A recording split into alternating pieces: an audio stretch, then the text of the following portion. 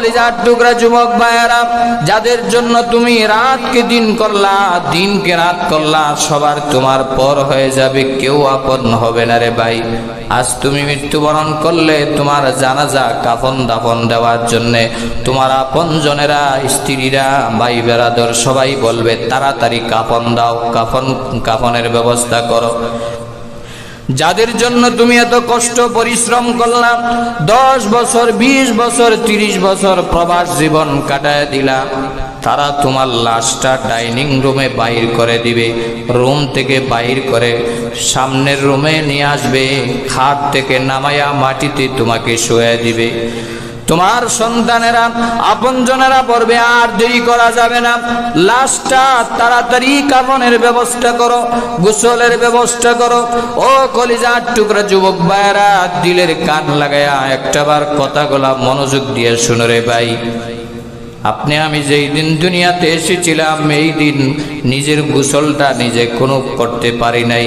আবার যেই দিন দুনিয়া থেকে চিরদিনের জন্য চলে যাব, যেই দিন আমাদেরকে শেষ গোসল দেওয়া হবে, ওই দিনও আপনি আমি নিজের হাত দিয়া নিজের গোসলটা করতে পারবো না।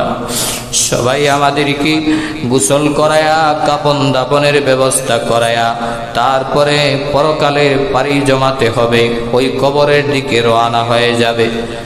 সন্তানেরা, আপনজনেরা দেরি করবে না, এক মুহূর্তের জন্য বিলম্ব করবে না, মাটির মানুষ মাটির সাথে মিশিয়ে দিয়ে আসবে। আপনজনেরা, সন্তানেরা তোমার বুকের উপর উঠে উঠে বাঁশ চাপা দিবে, মাটি চাপা দিবে, ওই বাঁশঝাড়ের নিচে গাছতলায় বাঁশতলায় তোমার জন্য তোমাকে চিরনির্দয় শায়িত করে রেখে আসবে। 1 দিন 2 দিন 3 দিন 4 দিন স্ত্রীরা, আপনজনেরা কাঁদবে হয়তো। 4 দিন 5 দিন চলে গেলে আপনার কবরের পাশে কেউ যাবে না রে ভাই, বয়ে যাবে না, ওই বাঁশতলায় কেউ যাবে না, গাছতলায় কেউ যাবে না।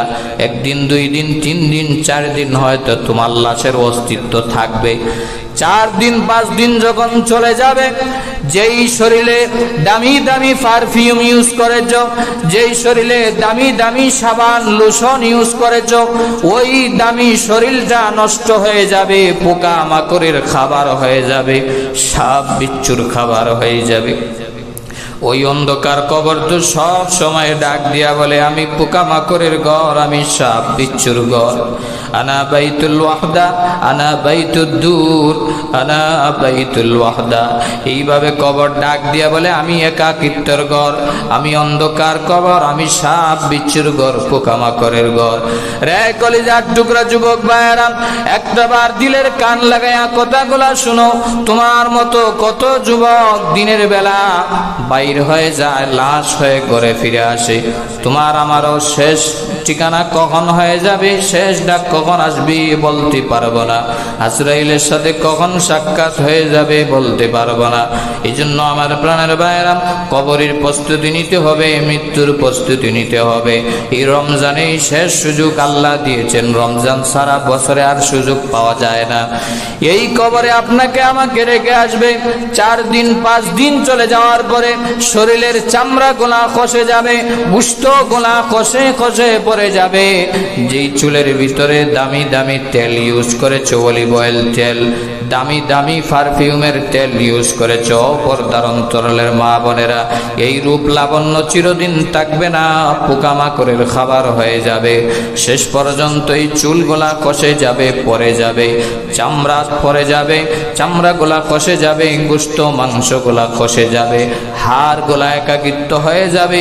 এই হাড় গোলা এক পাজরের হাড় অন্য পাজরের সাথে এমন ভাবে ধাক্কা মারবে, এমন ভাবে পাজরের হাড় গোলা ডুববে, মায়ার নবীজি বলেন কবরের মাটির চাপে এমন ভাবে পাজরের হাড় চাপ দিবে, যত নারী বুড়ি সহ যা কিছু আছে, মায়ের দুধ যত খাইছে সব কিছু এক ধাক্কাতে এক চাপে সব বাইর হয়ে যাবে।